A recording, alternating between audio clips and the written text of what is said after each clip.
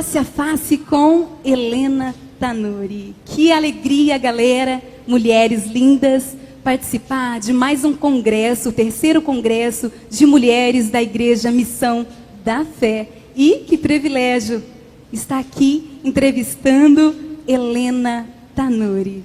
O privilégio é meu de estar aqui com vocês, que estar com essa linda. mulherada linda. Helena, eu estou me sentindo mais privilegiada do que a Maria Gabriela, de frente com a Gabi, de frente com a Karina. Olha que lindo, que chique, de frente. Mas vamos no que interessa agora, vamos lá. Vamos lá. Helena, eu queria saber, as mulheres querem saber, e a gente queria que você falasse um pouquinho da Helena de antes e da Helena de agora. Antes de Jesus, depois de Jesus? Isso mesmo. A Helena se encontrou com Jesus quando tinha 14 anos de idade. Eu me encontrei com Jesus quando minha família estava a um passo de se dissolver, de se desfazer, o divórcio. Estava batendo a porta dos meus pais. Quando Jesus bateu a porta da nossa casa, e na época eu tinha 11 anos, quando os meus pais tiveram uma experiência de novo nascimento. Aos 14 anos, então, acompanhando os meus pais à igreja, num acampamento de carnaval, eu tive a minha experiência pessoal com Jesus Cristo. Mas eu costumo dizer que, naquele momento, eu percebi que eu precisava de Jesus na minha vida, eu queria Jesus na minha vida, e eu aceitei Jesus como meu Salvador, mas não como meu Senhor. Eu coloquei Jesus no banco de trás do carro da minha vida e falei assim: muito bem, Jesus, agora eu vou ser feliz. O Senhor entrou na minha vida, mas deixa que eu conheça os caminhos, tá? Eu continuo no volante, eu continuo dirigindo. E eu vim de uma infância um pouco marcada, né? Não porque eu tive nenhuma tragédia na minha vida, nada disso, mas porque eu fui vítima de abuso sexual. Eu tinha uma deformidade mesmo na minha autoestima muito grande, muito séria. E eu não me sentia uma pessoa adequada. Mas eu não admitia continuar assim, mesmo com Jesus na minha vida. Então, a gente varre as dores, as feridas da gente, tudo para debaixo do tapete, fazendo de conta que elas não existem. E eu continuava ali com as mãos no volante. Até quando, depois de vários anos na igreja, quando eu já integrava o ministério diante do trono, Jesus bateu no meu ombro e falou assim: vamos lá, filhota, você está cansada demais, está na hora de você passar o volante da sua vida para mim. E aí eu tive, vamos dizer assim, um reencontro com o Senhor, né? Eu realmente aceitei o Senhor Jesus não apenas como meu Salvador, mas como meu Salvador e Senhor. E dono, máxima autoridade sobre a minha vida. E quando a gente passa o controle para Ele, não tem jeito.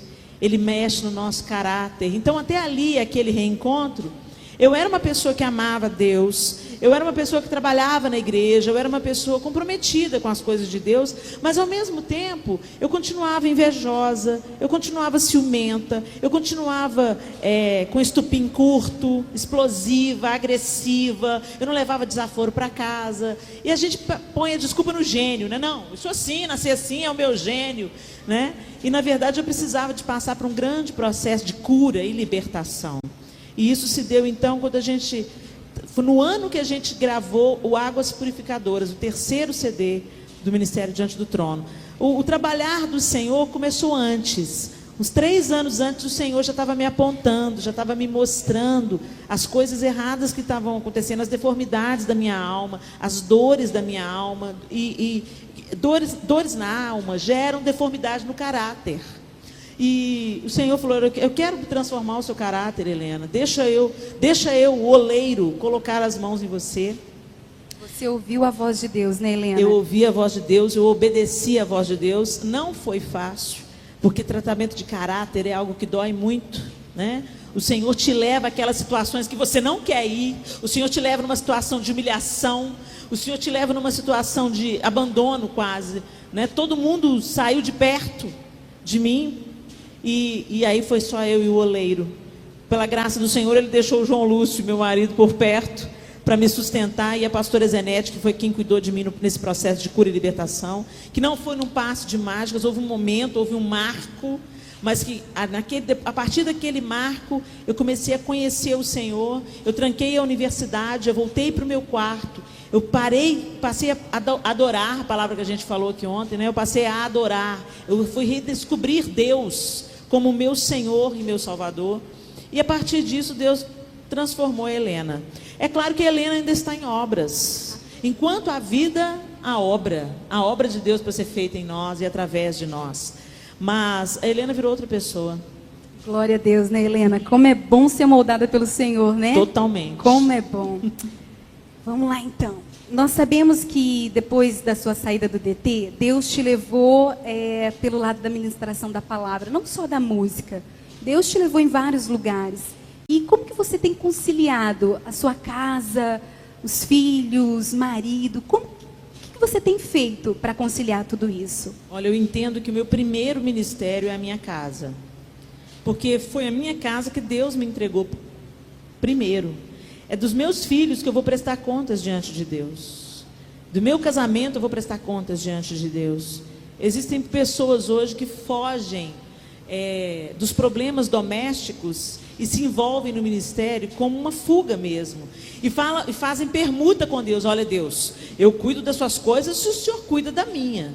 E eu nunca vi isso escrito na Bíblia, de que Deus falando, cuida das minhas coisas que eu cuido das suas.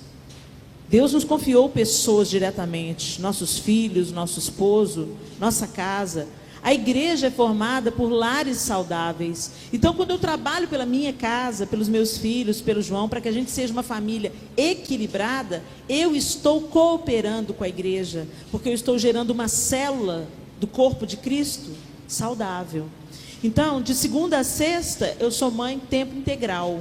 Eu não trabalho fora, eu estou em casa. Se eu vou desenvolver alguma atividade, por exemplo, eu apresento programa de televisão em Belo Horizonte, eu gravo nas manhãs, enquanto os meus filhos estão na escola, de uma maneira que quando eles saem de casa, eu estou em casa, eu me despeço deles, eu oro por eles, eles vão com o pai, e quando eles voltam, eu já estou em casa esperando eles com o almoço na mesa.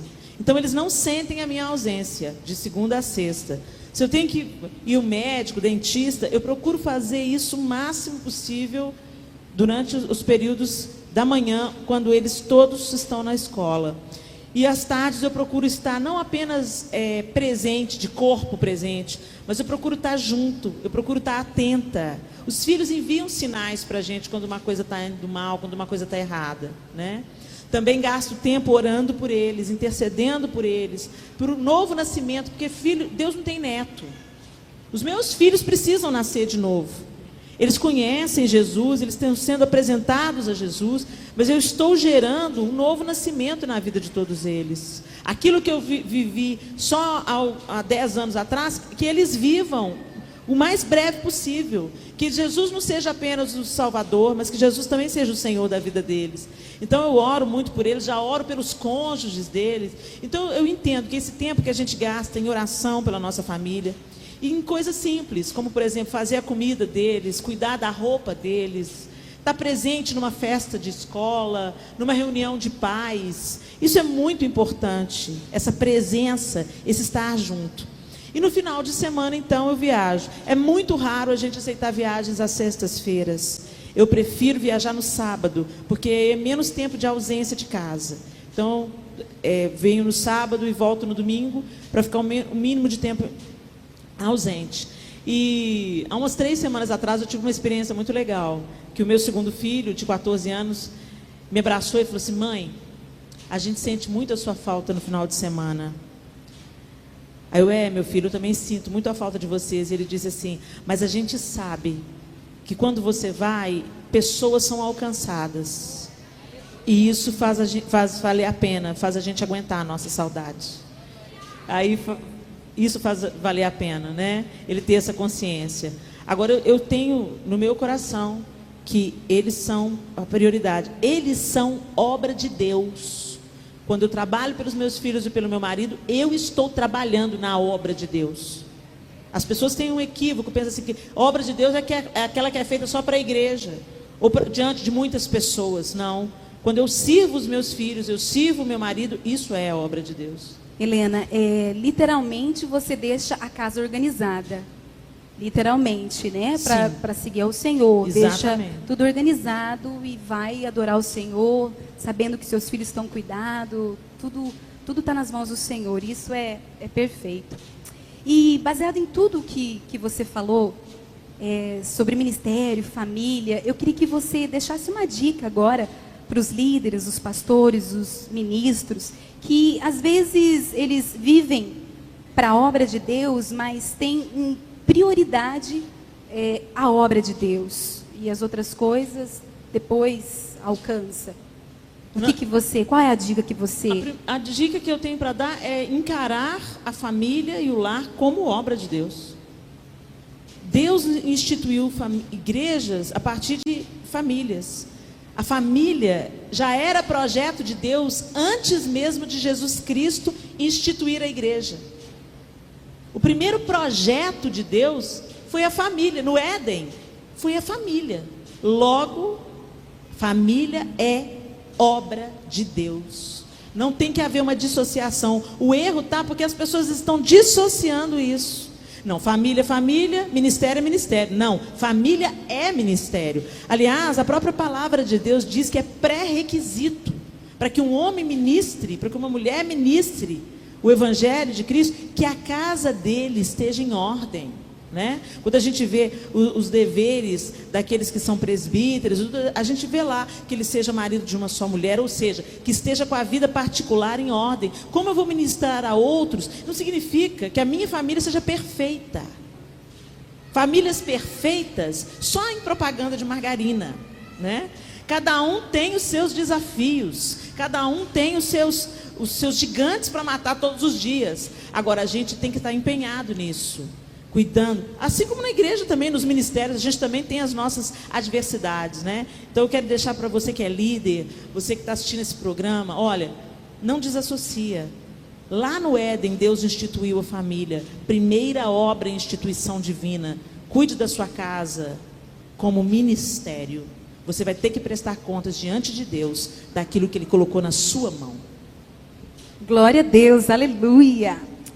E Helena, me fala uma coisa aqui. O que o DT significou na sua vida? Uma escola maravilhosa. Foi a melhor de todas as escolas que eu já tive na vida. O Diante do Trono foi uma escola de renúncia, de humildade, de aceitar o outro com as diferenças, de serviço.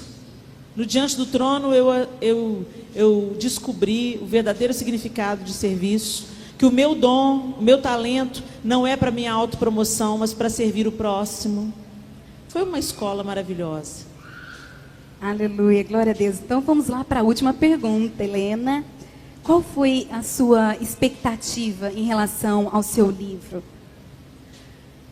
Na verdade, esse livro ele foi escrito há 10 anos, quando eu estava passando por todo esse processo que eu acabei de te contar. Das mãos do Senhor no meu ombro, falando, passa para o banco de trás que eu quero te curar, deixa eu no volante, né? E esse livro foi escrito de uma maneira maravilhosa. Eu nunca tinha tido a experiência de escrever. Aliás, eu não gostava de ler. Não gostava de ler nem de escrever. Fazia por obrigação. E uma das coisas que Deus me acrescentou depois da minha libertação foi isso. Eu passei a ter alegria, prazer na leitura. E a partir disso também veio o prazer por escrever, por colocar no papel o que estava passando dentro de mim. E eu queria muito que aquele livro fosse lançado. E o Senhor falou, não.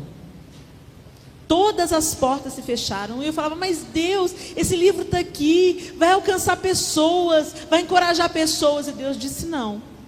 Aí eu semeei aquele livro e esqueci dele. Quando a gente planta certas sementes, a gente tem que esquecer dela, para que Deus faça ela germinar ou não. Quando eu saí do ministério Diante do Trono, eu já tinha esquecido desse livro, ele estava guardado, eu tinha muito carinho por ele, eu guardei como um registro particular. Quando eu saí do ministério Diante do Trono, as pessoas começaram a perguntar, Helena, e o seu livro? Porque eu já tinha testemunhado sobre ele, né, em um dos meus DVDs, tem essa palavra no DVD, Santidade, eu conto esse testemunho. E aí as pessoas começaram a perguntar, e aquele livro que você pregou naquela mensagem do Diante do Trono, você vai lançar agora? Eu falei, não, gente, Deus mandou eu sair do diante do trono, não mandou eu fazer nada. Não mandou eu escrever livro, não mandou eu gravar CD. Ele só falou, dá o primeiro passo. Eu dei. Pois é, Helena, mas às vezes está na hora, está na hora. Eu falei, Senhor Deus. Aí eu pego e fui orar, Senhor, aquele livro está escrito. Se o Senhor tem algum propósito nele, eu não quero fazer as coisas porque as pessoas estão me pressionando. Eu quero fazer alguma coisa porque o Senhor mandou eu fazer. Porque se o Senhor mandou, tem um propósito. Se eu fizer por vaidade, para falar que eu estou fazendo alguma coisa, já nasceu morto. E aí eu falei, Senhor, se for do seu propósito, o Senhor quer que esse livro seja lançado. Se o lançamento desse livro for para edificar famílias, mulheres, pessoas, o Senhor abre as portas. Senão, eu não vou mover uma palha. E assim aconteceu. Depois de um mês, mais ou menos, que eu fiz essa oração, uma amiga minha me ligou, Helena, tudo bem, Helena? Raquel, tinha muito tempo que eu não via a Raquel, a gente trabalhou junto no Crianças Diante do Trono. Helena, você lembra aquele seu livro? Lembro. Helena, eu estou trabalhando numa editora, e a editora agora está querendo ser publicadora. Você não acha que está na hora de lançar o seu livro? Aí eu falei, epa, tem mistério aí. Aí eu falei para ela, olha, eu tenho orado e colocado diante de Deus, para que se ele tem um propósito, para ele abrir a porta. Ela falou assim, quem sabe eu sou a porta? Eu falei assim, então, vamos orar. Ela, vamos fazer um propósito diante de Deus? Eu vou falar com o meu patrão, com o Ciro. Se o Ciro topar a ideia, a gente lança o livro? Ok, vamos colocar em oração. Se o Ciro topar, a gente lança o livro. E o Ciro topou. E ela falou assim, olha, eu quero o livro para ontem, porque a gente vai lançar na Expo Cristã. E assim aconteceu. Em 3 meses, da Janela ao Monte, que estava guardado há 10 anos, foi lançado. Glória a Deus, aleluia. Os sonhos de Deus, né? Não se apaga jamais. Nada. E tudo no tempo dele é melhor do que no nosso tempo, sem dúvida nenhuma. Glória a Deus. Eu já tenho recebido testemunhos maravilhosos do que Deus está fazendo com essa pequena semente. É um livro muito fácil de ler, de fácil leitura, tem fotos. Então não é uma leitura maçante, pesada, e já tem dado muitos frutos. Quando eu olhei para o livro, aquele livro de 10 anos atrás, eu disse, Deus, mas é uma semente tão pequenininha. Dá tempo de eu contar uma história? Oh, claro que dá, sempre.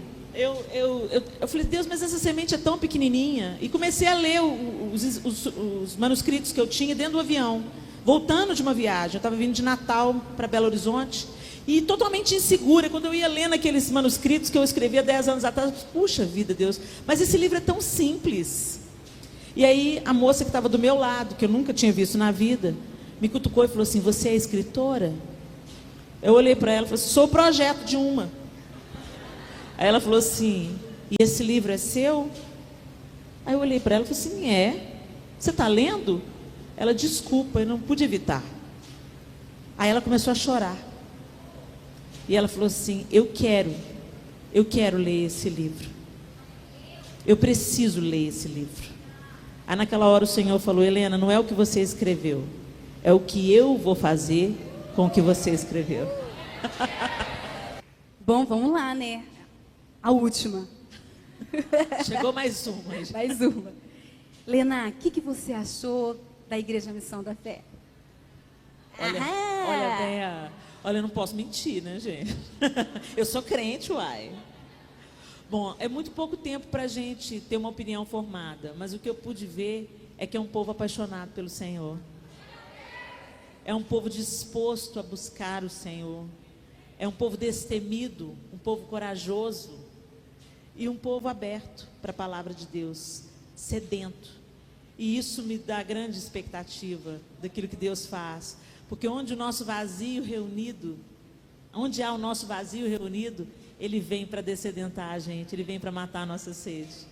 Então, com certeza, uma igreja sedenta é aquela igreja que o Senhor vem. Glória a Deus. Então, estive aqui, Karina, né? Helena de frente com Karina. Quero agradecer você, Helena, por estar na nossa igreja. Eu pude conhecer as ministrações da palavra do Senhor, através do congresso.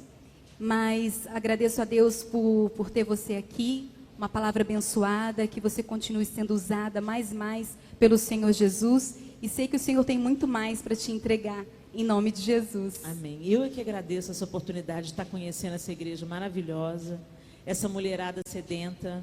Aí eu fico imaginando, por essa mulherada sedenta, como é que deve ser os maridos, os irmãos, os pais. Quando essa igreja está toda reunida, o negócio deve bombar. Porque só as mulheres já fazem tanto barulho, imagina quando está todo mundo junto, né? Então é um privilégio, um presente de Deus para mim e para o meu esposo, a gente estar aqui com vocês. O privilégio é todo nosso. Então, galera, você esteve aí conhecendo um pouquinho mais de Helena Tanuri. Glória a Deus. Aplauda o Senhor, galera.